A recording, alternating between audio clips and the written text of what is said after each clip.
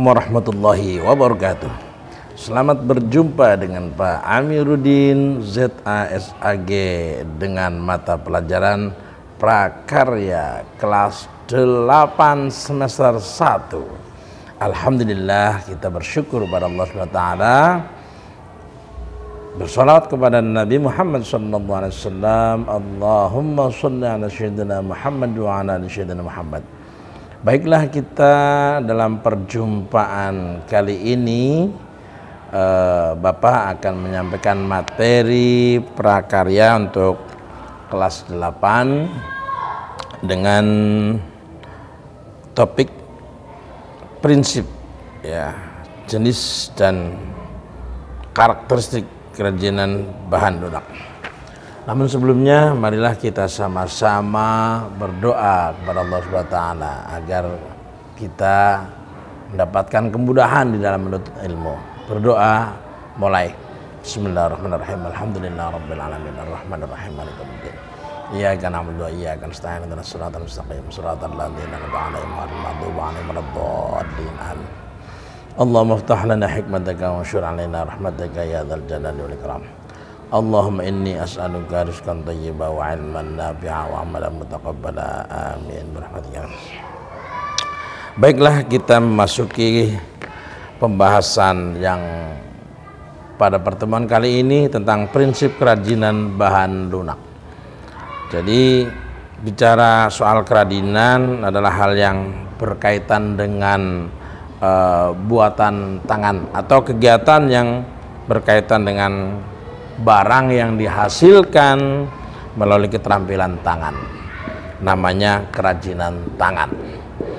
Nah, dari situ kerajinan dapat menghasilkan hiasan atau benda seni maupun barang pakai. Nah, cabang seni yang menekankan pada keterampilan tangan lebih tinggi dalam proses pengerjaannya. Seni kerajinan atau lebih sering disebut dengan seni kriya ini dianggap sebagai seni yang unik dan berkualitas tinggi karena didukung oleh craftsmanship yang tinggi. Ya, kini seni kerajinan terus berkembang dengan pesat dan munculnya berbagai karya baru. Prinsip kerajinan bahan lunak yang pertama, prinsip kerajinan dengan pertimbangan wilayah kerja. Di antaranya prinsip kerajinan dengan pertimbangan wilayah kerja. Yang pertama adalah keterampilan tangan, kemudian keterampilan teknik, kedaerahan atau tradisional. Kemudian yang kedua, fungsi kerajinan bahan lunak berdasarkan kegunaannya. Kemudian yang ketiga, fungsi kerajinan bahan lunak berdasarkan manfaatnya. Nah, yang kedua, jenis dan karakteristik kerajinan bahan lunak. Ya, kerajinan bahan lunak ini pada dasarnya mengandung pengertian produk kerajinan dari bahan dengan material yang sangat mudah dibentuk. Yang pertama, bahan lunak alam.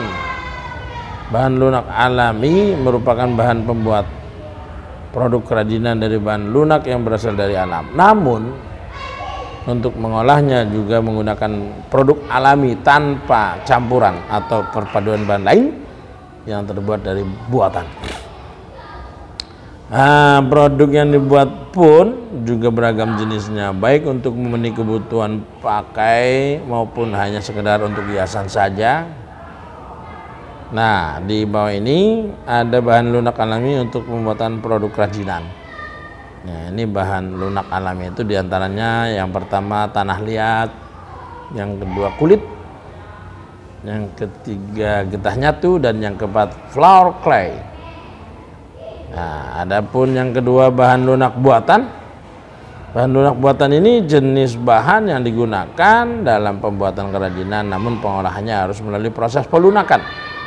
Ya, berikut bahan lunak buatan yang bisa dipakai untuk pembuatan kerajinan.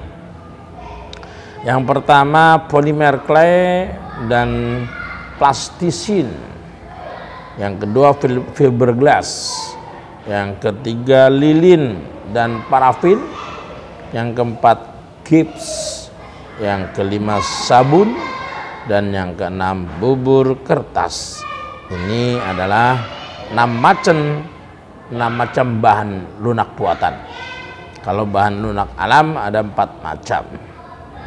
Nah, maka nanti kalian diharapkan bisa melaksanakan tugas, ya, tugas mandiri halaman 5 di dalam buku LKS. Halaman 5 di dalam buku LKS itu ada tugas mandiri, uraikan yang kalian ketahui tentang teknik mengukir. Ya, ini silakan kalian kerjakan. Kemudian yang kedua, sebutkan jenis-jenis teknik cetak. Yang ketiga, jelaskan yang kalian ketahui tentang kerajinan sabun.